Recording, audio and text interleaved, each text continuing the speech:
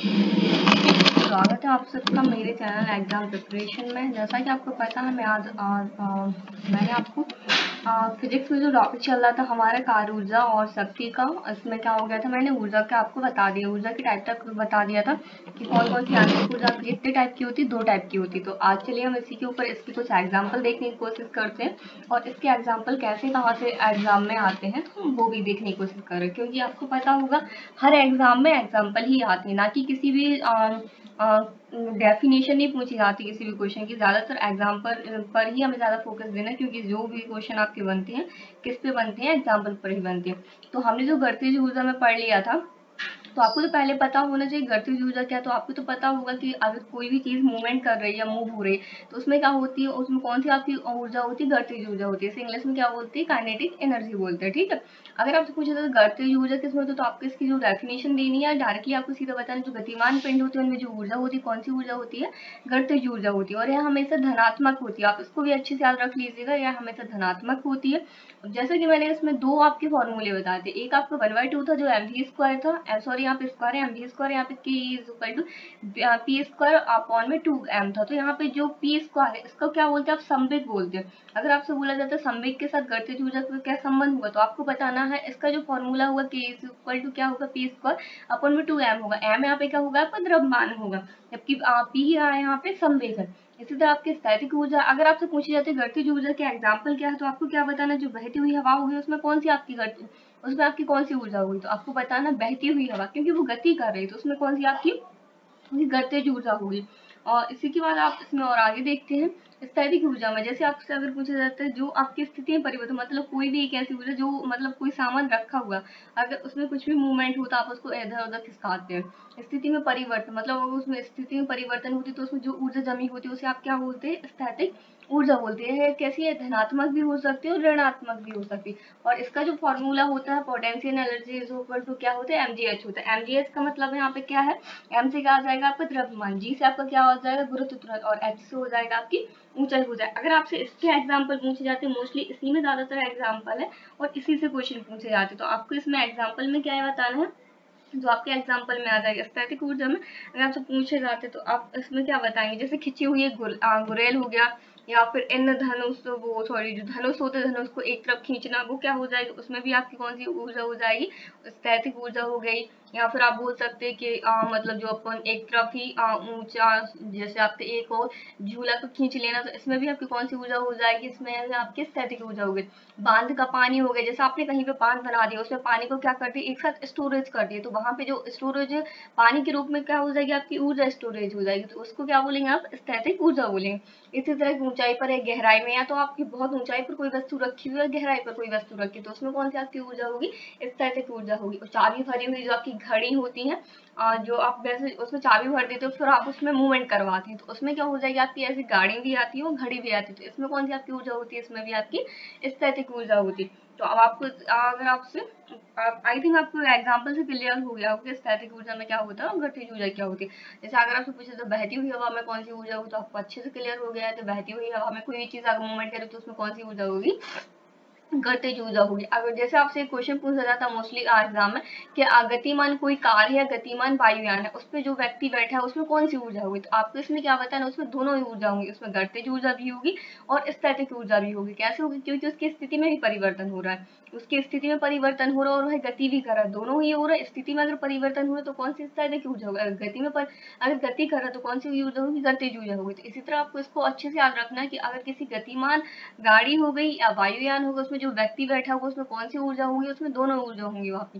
उसमें कौन कौन सी ऊर्जा होगी, या तो आपको देखो स्थैतिक, या तो आपको स्थैतिक गतिज ऊर्जा ऑप्शन में होगा, या आपको अगर आपको ऑप्शन में नहीं मिलता तो आपको क्या ऑप्शन में दिया होगा, अगर आपको दोनों ऑप्शन नहीं मिलते तो आपको ऑप्शन में क्या होगा, आपके जैसे मैंने बताया था कि यांत्रिक ऊर्जा की ही दोनों क्या है एग्जाम्पल, गतिज ऊर्जा और स्थैतिक ऊर्जा। किस ऊर्जा के एग्जाम्पल, स्थैतिक सॉरी यांत्रिक ऊर्जा की। तो अगर आपको गतिज ऊर्जा और स्थैतिक ऊर्जा ऑप्शन में नहीं मिलता तो क्या मिलता है, यांत्रिक ऊर्जा आपको ऑप्शन में मिलेगा।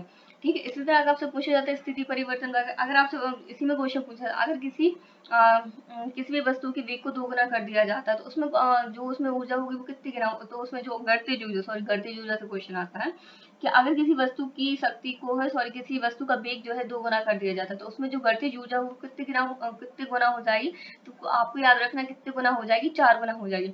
इसी तरह अगर आपका वेग आधा कर दिया जाता है तो भी गतिज ऊर्जा कितनी हो जाएगी, 1/4 हो जाएगी। कितनी, अगर आपसे परसेंटेज पूछा जाता है तो आपको यहाँ पर परसेंटेज कितना हो जाएगा, 75% हो जाएगी। और यहाँ पे कितनी हो जाएगी, यहाँ पे आपकी 200% हो जाएगी यहाँ पे, जबकि आपकी कितनी हो रही है, 75% हो रही है।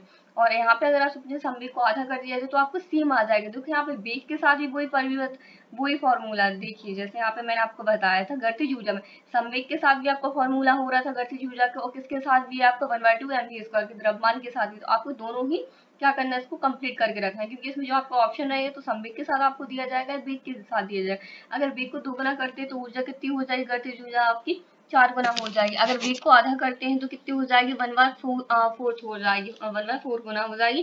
और अगर आपसे पूछे कितने परसेंट हो जाए तो आपको याद रखना 75% हो जाए। और संवेग को अगर आधा करते हैं तो सेम हो जाएगी, आपको 75% ही ऊर्जा हो जाएगी।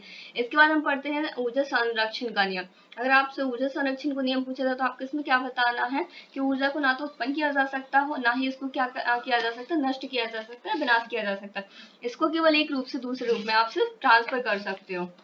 क्या कर सकते हैं, हम इसको एक रूप से दूसरे रूप में ट्रांसफर बस कर सकते हो, ना कि हम इसको ना तो नष्ट कर सकते हो, ना ही इसको उत्पन्न कर सकते हो। आपको संवेग संरक्षण ऊर्जा संरक्षण के नियम में बस इतना ही याद रखना है, इसमें और कुछ भी नहीं है। और इसके बाद हम चलते हैं ऊर्जा का रूपांतरण किस किस रूप में होता है। अगर आपसे पूछा जाता है कि जितनी ऊर्जा में कोई वस्तु है, अगर उसको दूसरे रूप में क्या किया जाता है, ट्रांसफर किया जाता है, तो उतनी ही ऊर्जा में वो प्रकट होगी या कुछ उसकी ऊर्जा जो होगी विनाश होगी। तो आपको इसमें बताना है, जो अगर कोई भी छोटा सा एक पिंड है, मान लीजिए अगर वो बड़े पिंड में बनेगा तो उसकी थोड़ी बहुत ऊर्जा क्या होगी, विनाश होगी, मतलब नष्ट होगी, थोड़ी सी होगी, ज्यादा नहीं होगी।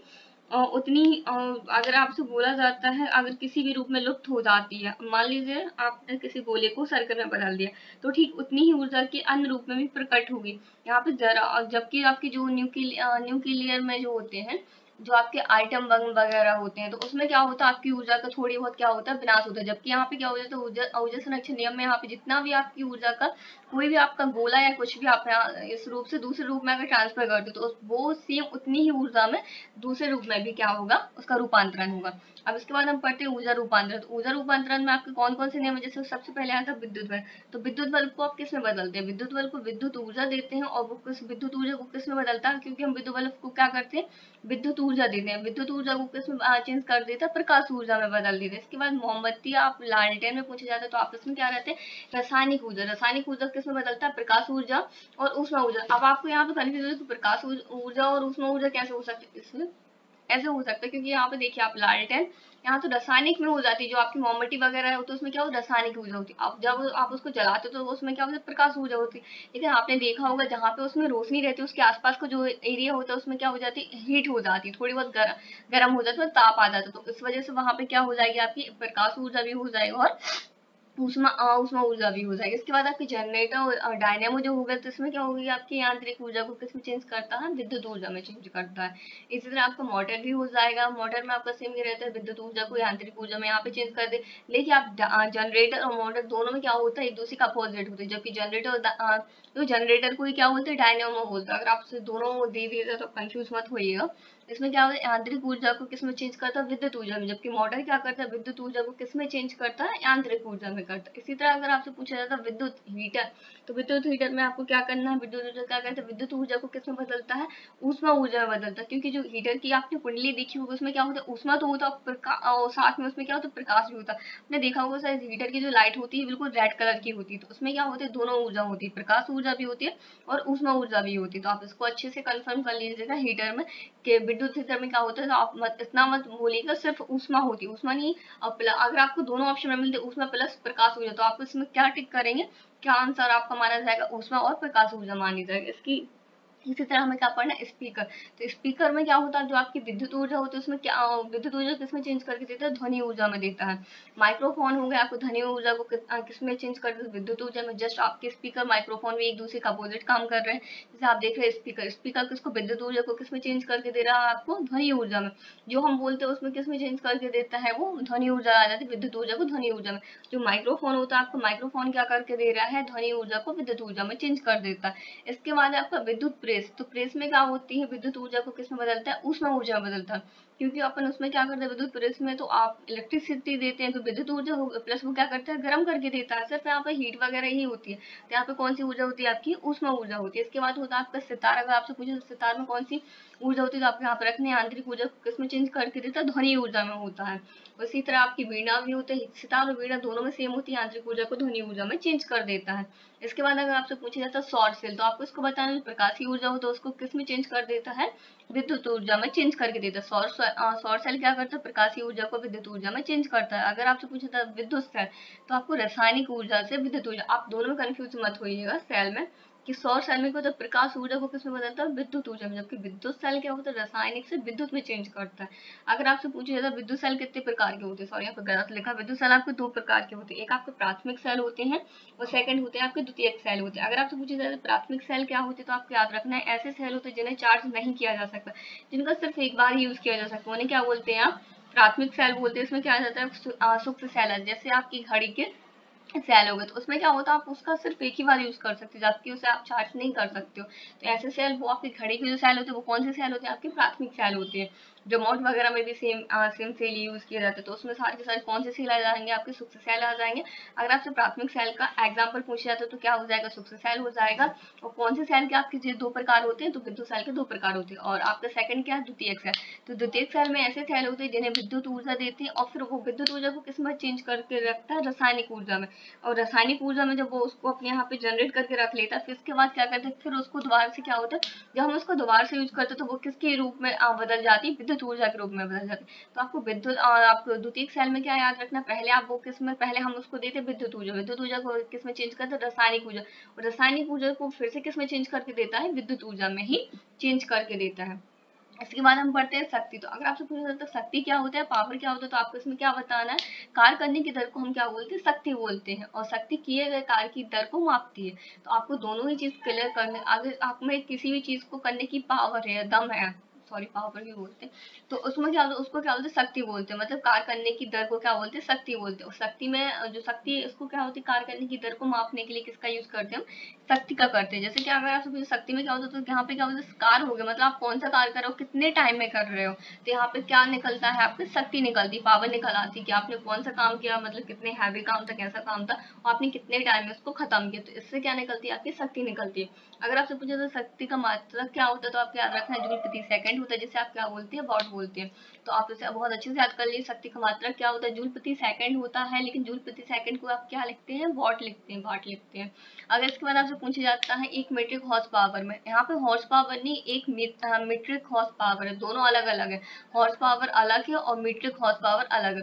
अगर आपसे पूछा जाता है एक मीटर हॉर्स पावर में कितने वॉट होते हैं, तो आपको क्या बताना, 735.5 वॉट होते हैं। कितना होता है, 735.5 है, सॉरी यहाँ पे 735.5 वॉट होते हैं। अगर आपसे एक वॉट में पूछा जाता है, तो क्या होता है, एक वॉट में 1 जूल प्रति सेकंड ही होता है, ठीक है, एक वॉट में 1 जूल प्रति सेकंड होता है। अगर एक हॉर्स पावर होता है, तो आपसे तो आपको यहाँ क्या बताना, 746 वॉट होते हैं। आप इन्हें बहुत अच्छे से याद कर लीजिए, क्योंकि यहाँ से क्वेश्चन आते हैं। जैसे एक हॉर्स पावर का तो ज्यादातर आता ही कि एक हॉर्स पावर में कितने वॉट होते हैं, तो आपको बताना कितने होते हैं, 746 वॉट होते हैं। वो सबसे, अगर आपसे पूछा जाता है शक्ति का एक और मात्रा कौन सा होता है, तो आपको शक्ति का एक और मात्रा याद रखना है, जिससे आप क्या बोलते हैं, अश्व शक्ति बोलते हैं। अश्व शक्ति ही होती है आपका हॉर्स पावर। अश्व शक्ति की जो आपकी इकाई होती है, अगर आपकी इसकी इकाई पूछी जाती है, आपको इसकी इकाई याद रखनी है, यूनिट जो होती है जेम्स वॉट होती है। इसको मतलब किसके द्वारा दिया गया था, तो जेम्स वॉट के द्वारा ही इसको दिया गया था, इसलिए उन्हीं के सम्मान में क्या रख दिया गया था, इस यूनिट का नाम जेम्स वॉट ही कर दिया गया था। बस आज के लिए इतना ही था, और आप अच्छे से पढ़ लीजिएगा। अगर आपको कोई प्रॉब्लम हो तो प्लीज़ मुझे कमेंट कर दीजिएगा। प्लीज़ मेरे चैनल को ज़्यादा से ज़्यादा लाइक कीजिए, सब्सक्राइब कीजिए। अगर आपको वीडियो पसंद आती है तो प्लीज़ लाइक कर दीजिएगा। प्लीज़ अपने फ्रेंड को इसकी लिंक सेंड कीजिएगा। मैं बहुत कम टाइम में आप बहुत अच्छे टॉपिक पढ़ाने की कोशिश कर रही हूँ और बहुत ज़्यादा नॉलेज देने की कोशिश कर रही हूँ, तो प्लीज़ आप मेरे चैनल को सब्सक्राइब कीजिएगा। And thank you so much.